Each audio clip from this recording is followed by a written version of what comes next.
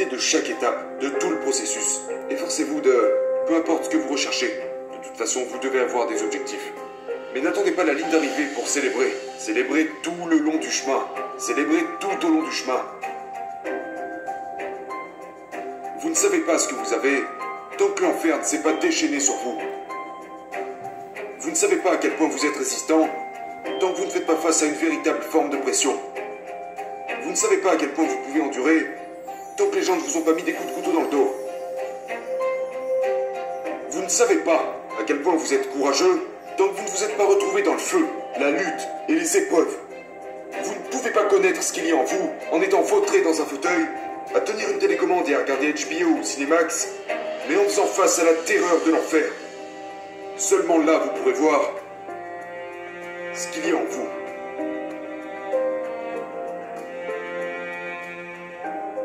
Très souvent, nous avons tous un minimum de talent dans un domaine. Mais ça ne veut pas dire que vous devez forcément y aller et faire cette chose.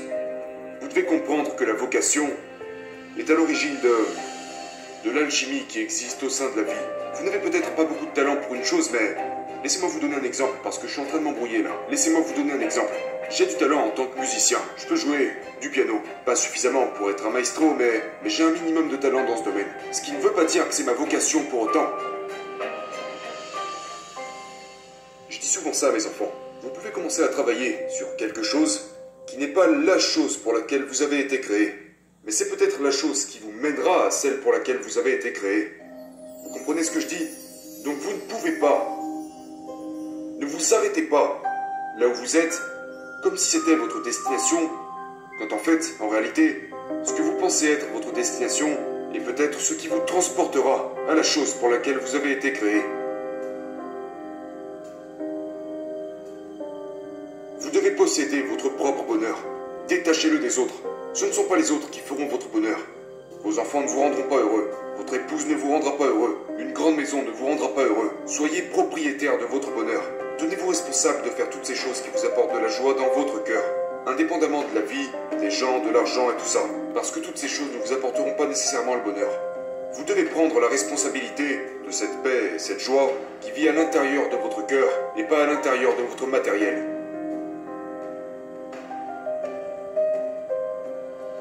Le problème de notre génération, c'est l'addiction au divertissement, à la télévision, aux réseaux sociaux et toutes ces choses différentes.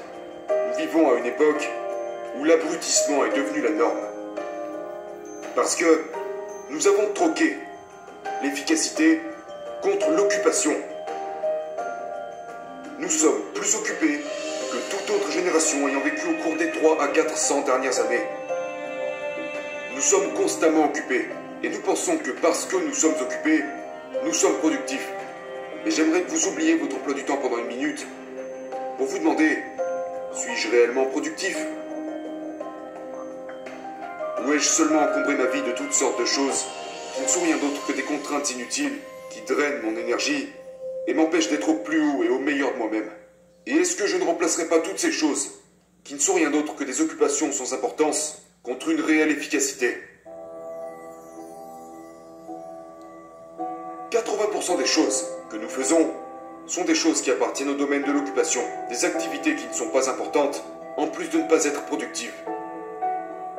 La personne moyenne ne passe que 20% de son temps à faire des choses véritablement productives, des choses pendant lesquelles elle est créative, passionnée, enthousiaste, mais passe le reste de son temps à faire toutes sortes de choses inutiles. Nous passons du temps à faire des choses complètement inutiles.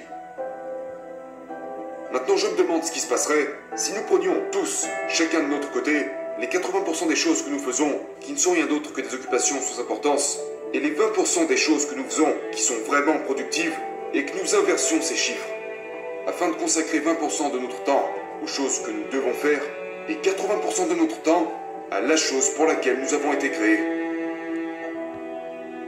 Je me demande ce qui arriverait à votre vie. Maintenant, pensez à ça une minute. Il y a beaucoup de choses que vous pourriez me prendre que je pourrais remplacer. Vous pourriez me prendre mon costume, j'en trouverai un autre. Vous pourriez me prendre ma voiture, j'en trouverai une autre. Vous pourriez me prendre ma maison, je trouverai une autre maison. Mais quand vous me prenez mon temps, vous me prenez quelque chose qui est totalement irremplaçable. Nous prenons toutes sortes de cours de gestion financière. Nous savons comment gérer notre argent. Nous savons comment gérer nos relations, notre corps. Nous savons faire toutes sortes de choses, sauf la plus importante, celle de valoriser notre temps. Vous avez besoin de 3 choses. Une vision, des objectifs et un pourquoi.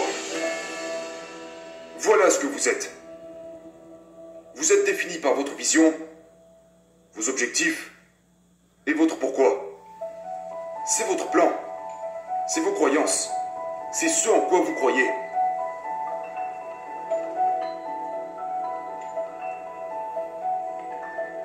Si vous savez qui vous êtes, vous savez qui vous n'êtes pas.